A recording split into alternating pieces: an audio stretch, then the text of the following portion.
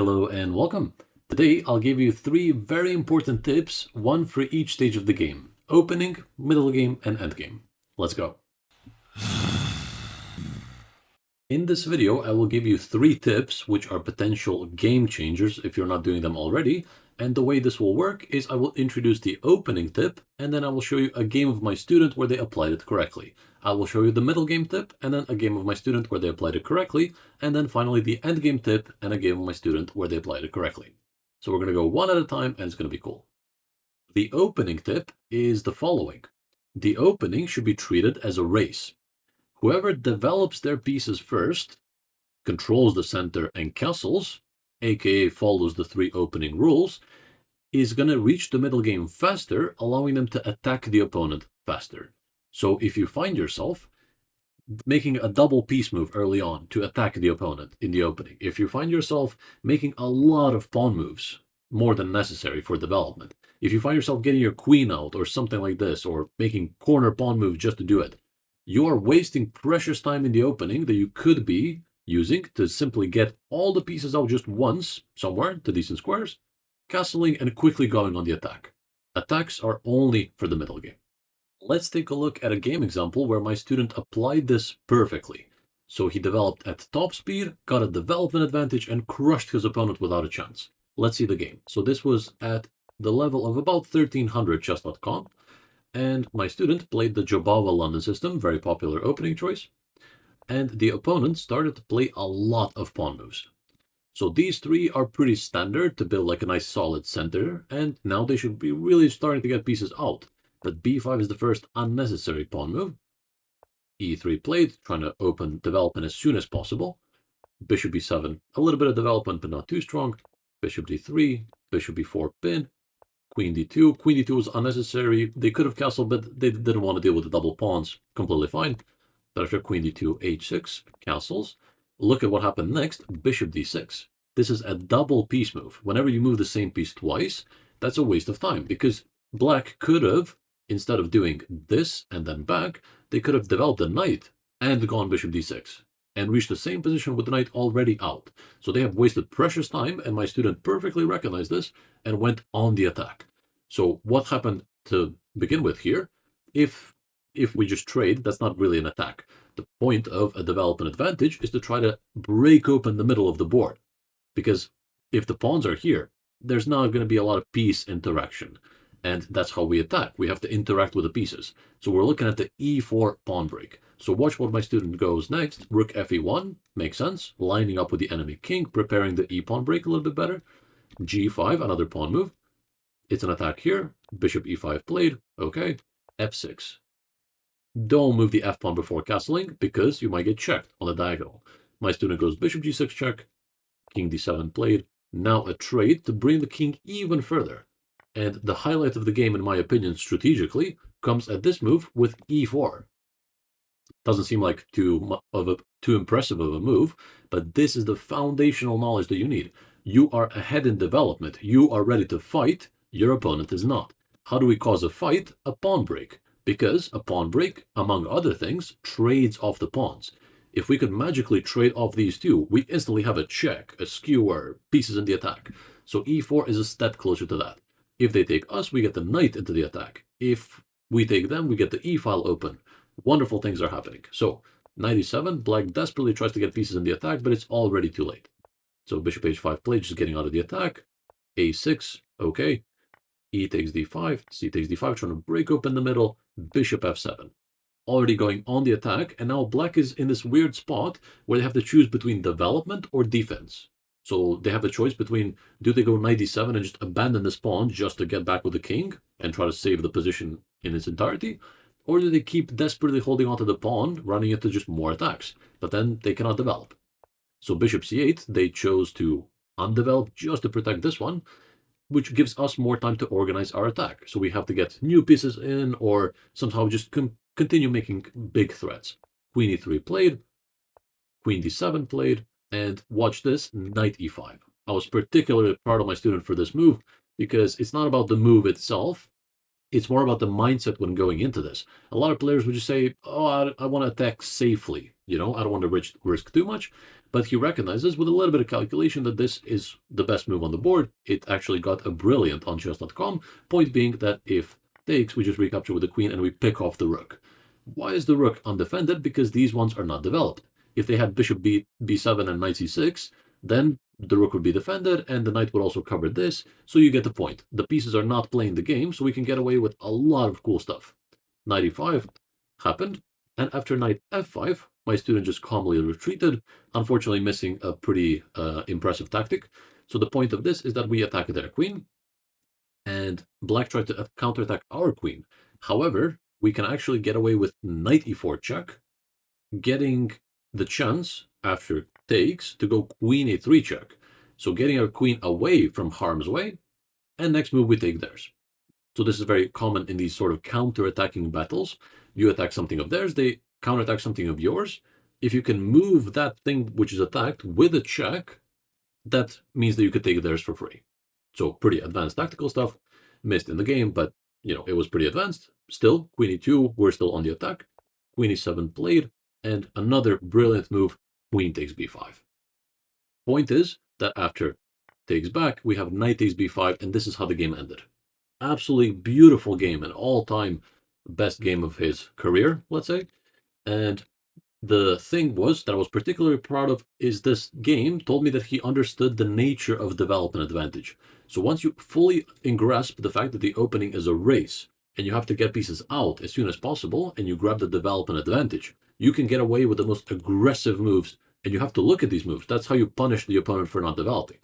If you slow down and just play for material, let's say knight g6, we give up this one, we take the rook, and we kind of water down the position like this, and we play some easy moves, we kind of lost our initiative. We lost our attack. They're going to catch up easily in development, and they're going to have 2 pieces for the rook, or whatever the material count is. So keep your foot on the gas. Don't worry about material so much. You can sack a piece, sack a pawn, but just get to that king. Break open the middle. Use the fact that you have more pieces in the fight. Moving on to the middle game tip. The most important middle game tip that I give to my students, and that has gotten the best feedback out of all of them, is to focus on your worst pieces. So when you're in the middle game, focus on improving your worst pieces first, not your best ones. So let me show you what I mean by that. This is a game of my other student, also about 1300, and let's see what happened. So we're going to go to the middle game. The opening is not too relevant right now, but just so you can see that this was a real game. Started off as a Scotch game, both sides developing, pretty interesting. And we are about to reach the middle game. There we go. So the main focus should be on improving the worst pieces. So the knight on d2 is doing nothing, so my student centralizes the knight. Beautiful. Knight e4. The opponent took this bishop, we recaptured. They took this knight, we recaptured, and we got this kind of position. Maybe black is slightly ahead because of the bishop pair, but that's such a tiny advantage that doesn't matter. The point is that we have center control, we have good pieces, and this is where most players struggle. They don't know what to do next. I did my opening thing, and what now? However, they have one simple tip to follow, and that's to play with their worst pieces. A lot of players would play with their good pieces, because usually good pieces have good moves. But they forget about like a rook in the corner. They just leave this guy here forever. So the main middle game tip that my students have made the biggest impact on their chess with is to play with their worst pieces. Watch how this game ends in the next 5 moves. Because my student improved his worst pieces and got tactical chances as a result of that. So queen f3 played, getting the queen in, and also making room for the rook. After queen d7, we have rook a to e1. All the pieces are playing the game, so there's a much higher chance for a tactic because we have many more moves, many more options, many more tactical battles, many more choices in the tactical battle that is upcoming. So watch what happens. f6, trying to lessen the impact of this battery, okay?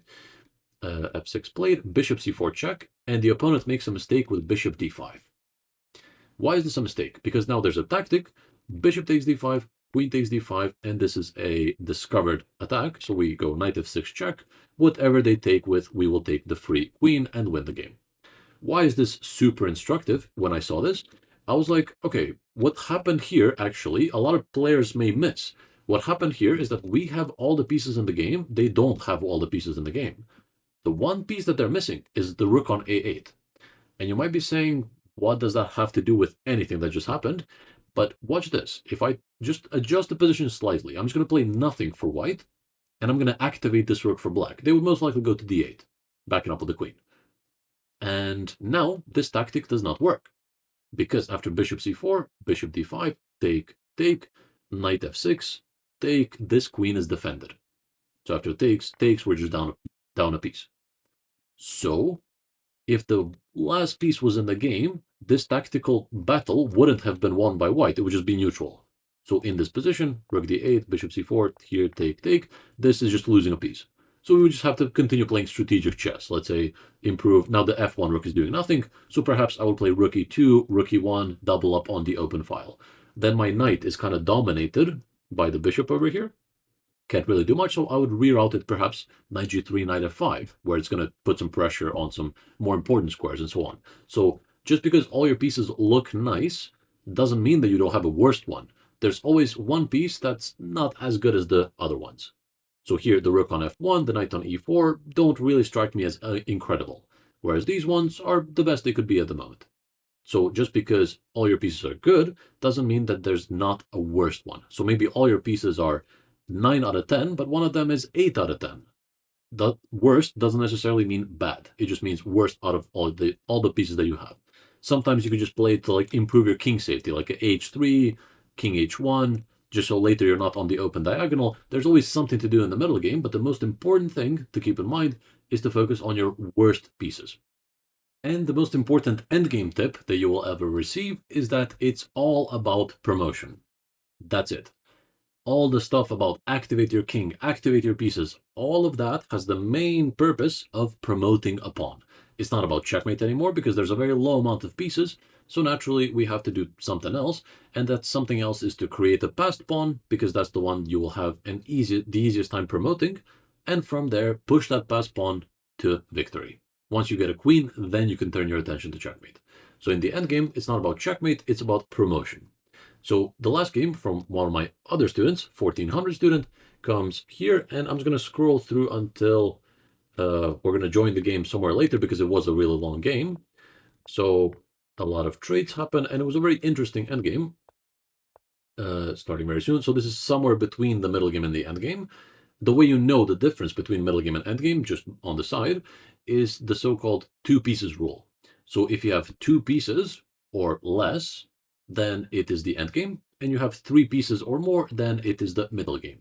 So this is kind of the imbalanced situation when one side is up a piece, but we can definitely agree that this is somewhere between middle game and endgame. There's no official boundary, but all that tells us is when to stop going for checkmate and try to go for promotion instead. So already here, a lot of checks were given. Okay, nothing wrong with that. And we have 4 pawns for a piece, which is more than enough. 3 pawns is usually full compensation. Now we have even more.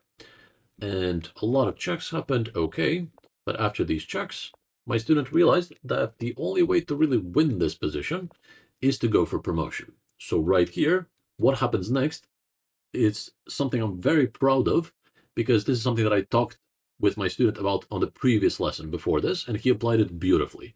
Essentially, I told him, when you have a low amount of pieces, checkmate is not really on the table. So you have to find the passed pawn and promote it. So I like to ask the question of which of my pawns is most likely to promote.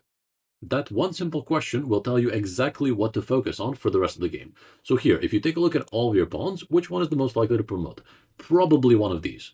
Hard to say which one. Let's say the h pawn, because it's the furthest advanced, and it's not, there's no pieces in the way of it, as opposed to the other ones, and it doesn't really weaken our king too much if you just push the h pawn. If you push the g pawn, that's more weakening to the king. So watch how this game ends in a couple moves. h4, with the idea of literally going h5, h6, h7, defend the square of h8 with like knight f7 or something, and promote. That's it. So every endgame is very clean cut like this. If you have a passed pawn, push it. If you don't, then create one. That's it. A lot of players make chess endgames complicated, because sometimes they are, okay, but the thought process behind it is relatively simple. So watch how this game continues. Knight e7, queen f6, pinning the knight and getting out of the attack. Knight c6 offering a queen trade. We accepted it, and we just pushed the h-pawn. This bishop is just not playing the game, basically. So h5, c5, trying to reopen that bishop. but my student just ignored this whole situation because we have a clear goal in mind. H6 played, knight f7, unfortunate mistake. We just took that and they resigned. But even without that mistake, there's simply no way to stop h7, h8. There's just no way. So they tried this as a last resort, hoping that after this, they can go knight h8 and hold on for a bit longer. But white is completely winning, and yeah, there's just nothing to try. So simple endgame thought process.